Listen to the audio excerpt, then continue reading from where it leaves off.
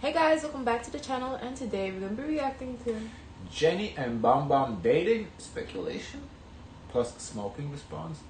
Jungkook Defends NewJeans, Baekhyun Apology. Let's see, I don't know. Has addressed 3 different controversies this week.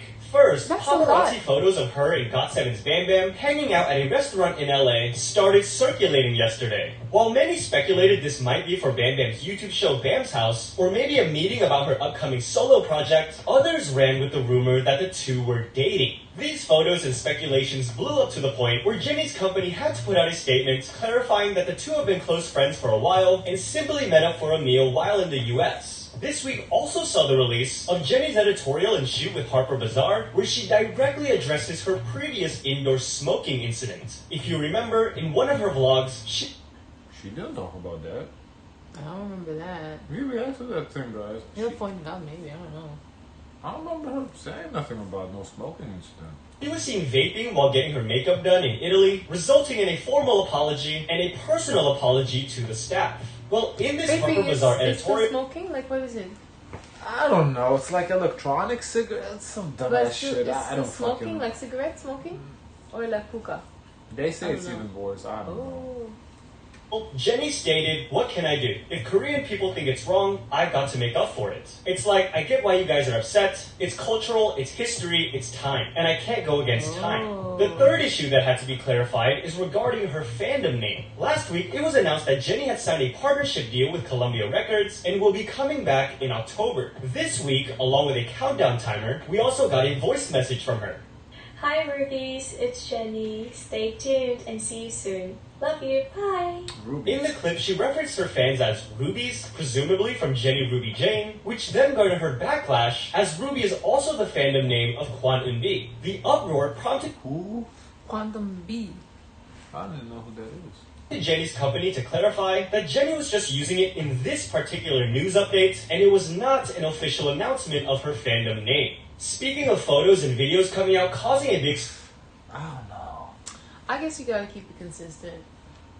I mean, Because if you start calling people rubies, like, then we think we the rubies. We want to know what we're going to be called by. We need a name. Or just say, hey guys. Honestly, I don't know who the fuck other rubies are. I would just, if I was Jennie, I would just take rubies and that's No, it. but I feel like it wasn't like intentional for her to like. No, of course she wasn't this. No, I'm not. But I'm saying overall, I have no problem with it. If I was her, I would just say rubies. Like, but then I don't for know them who the to come other out with rubies. a statement saying that, oh, that's not the official name, but then why you call us that then? That's confusing. I feel like overall, like everybody's so sensitive about everything. Oh, smoking. Okay, she smoked. I mean, oh my God, she smoked. I mean, you have to understand everyone has their social norms of what is acceptable and It's unacceptable. her business what she does. No, it is her business, but people see her too, so it becomes their business. It's not their business. It's her business. Like, no, oh then she my should do it in God. private times, not when there's people watching. There's no such thing. Everybody's watching her all the time. No, but she doesn't have a private time. At that time, they were rolling. Someone uploaded a photo claiming they saw Wavy's Hendery hanging out with Lucas and multiple announcement of her fandom name. Speaking of photos and videos coming out causing a big stir, someone uploaded a photo claiming they saw Wavy's Hendery hanging out with Lucas and multiple women at the bowling alley. This garnered some backlash, many criticizing backlash because they hang out with women? Come on, y'all. Lucas for, quote, not being able to control himself despite his past controversies, while others criticize Hendery, saying he should be more careful after members of his group have already left due to issues involving women. Well, Hendery has now seemingly defended himself, thanking fans. So men cannot hang out with women now? No, but there was a previous issue before. I get it, but women there, if they're holding out like somewhere outside in public, women there willingly, clearly. Yeah, but do you know what was the previous issue? Yeah, NCT Teal. That's what he's talking about. That's completely different. Fans for their concern, but explaining that it was just a gathering among friends and normal socialization. You know, because it's like, if someone has an accusation like that, the last thing you can do is surround yourself with people in general. So the whole everybody from NCT now is supposed to just dig their head under the sand? Well, that's why they're trying to disassociate with him. So this doesn't happen. But people are very sensitive and scared. It's still early. It's quite early. Nah. No, you have to understand why sometimes people do stuff. You can't use your brain. About Jennie addressing her indoor smoking situation, well, this week, a clip of EXO's Baekhyun vaping inside a restaurant in Macau started circulating online. The sweater he was wearing in the video was the same one he wore during his show. Reportedly, in Macau, the law defines smoking to include e-cigarettes, which means it is also prohibited anywhere that smoking is not allowed. This garnered him a lot of criticism, as it's not only prohibited, but because it was also said to be inconsiderate. Baekhyun and his company would soon issue a statement, apologizing to everyone who experienced discomfort because of the recent indoor smoking controversy, explained that Baekhyun and the staff were unaware that electronic cigarettes were prohibited, and that he feels deeply sorry for disappointing many fans because due to sometimes it is inconsiderate when people just start smoking. No, this I have. Yeah, this was. I think maybe it's a similar rule with Jennie, probably. Jennie, she was in her hotel room. This is in public. I completely. In a hotel room by herself.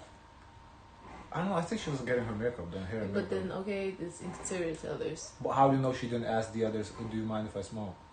The fact that that's the thing.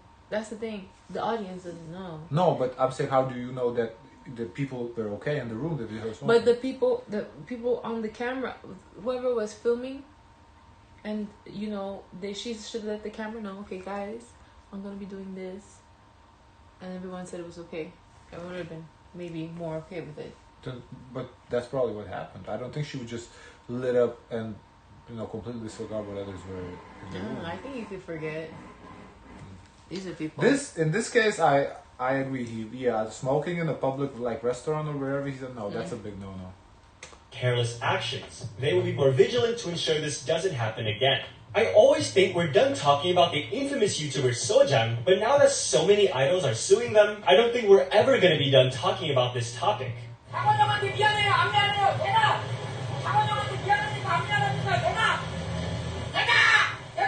What did they do? Well, after Hybe's Won Young won her lawsuit against Sojang, Kang Daniel has also now won his first trial against the malicious YouTuber. Unfortunately for Sojang, they are not done, as Kang Daniel's representation will Guys, let us know what they did, because we don't know this YouTuber. now proceed with a civil lawsuit seeking almost $75,000. Someone else who looks like they'll be facing severe punishment is a man who was caught trespassing Hybe's headquarters and stayed there for 3 days undetected. According to police, the man entered through the building's basement, walked through the front entrance and sat in a lobby chair for about an hour. He then used an elevator to go down. These people are wild. No, but what did he eat for 3 days? I don't know, but what's the point? Why? But what did he eat for 3 days? What? They have cafeteria, don't they? Stairs, no one bypass recognized security doors, crossed a I mean, I'm assuming it's a big building. You don't know all the staff members, so... But you see how they have the badge? He probably faked his. other glass security Or door. stole somebody else's. But this is wild, though, bro.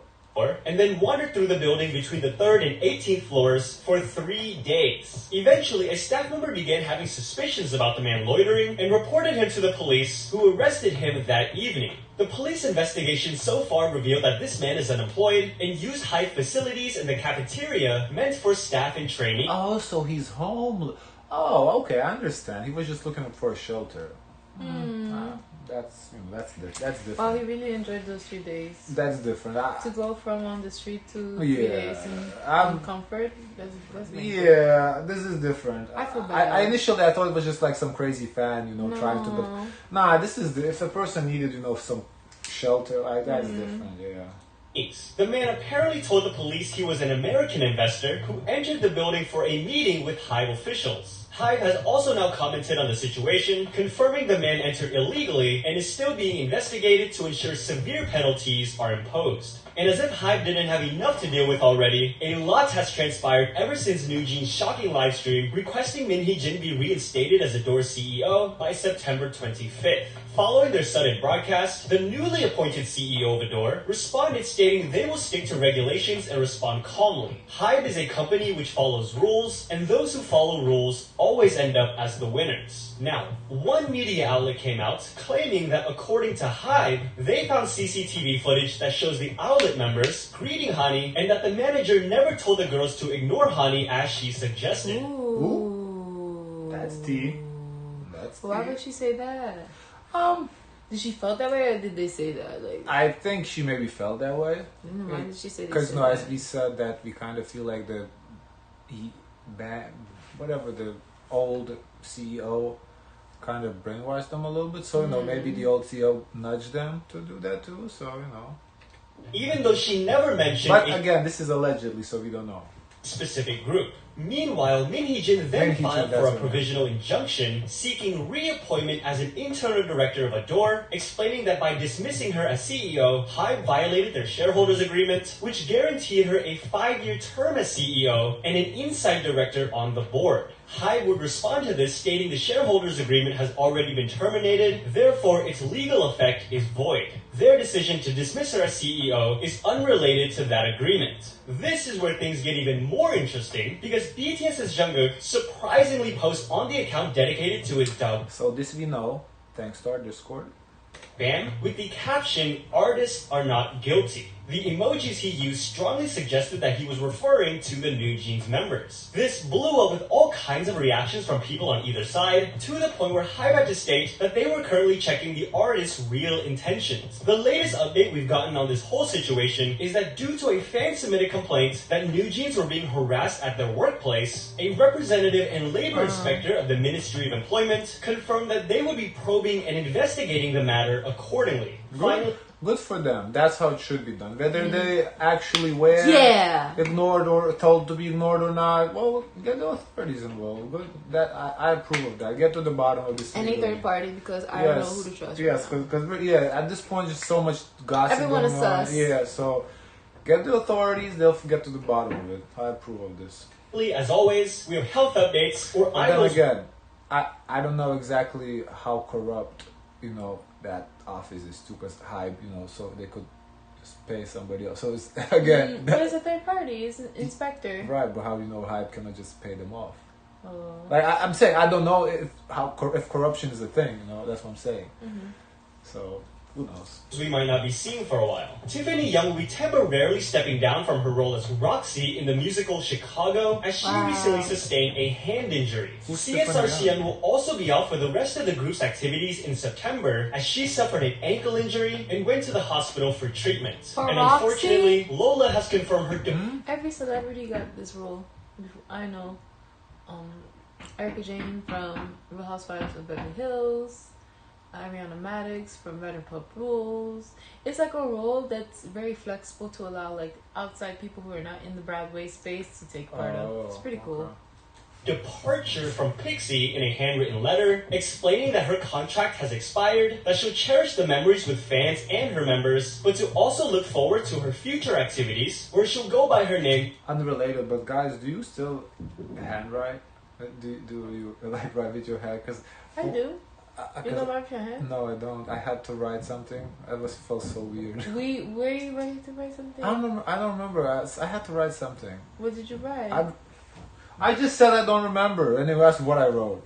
I don't remember, but I did, and it felt so weird. Like since I've been in college, I forgot. Wow. Was the handwriting like really poor? No, not that. It just felt the whole motion? the whole motion, everything about it just felt so awkward. I was like, well, what am I doing? So it's just technology really changed people. Choi Yoo-jung.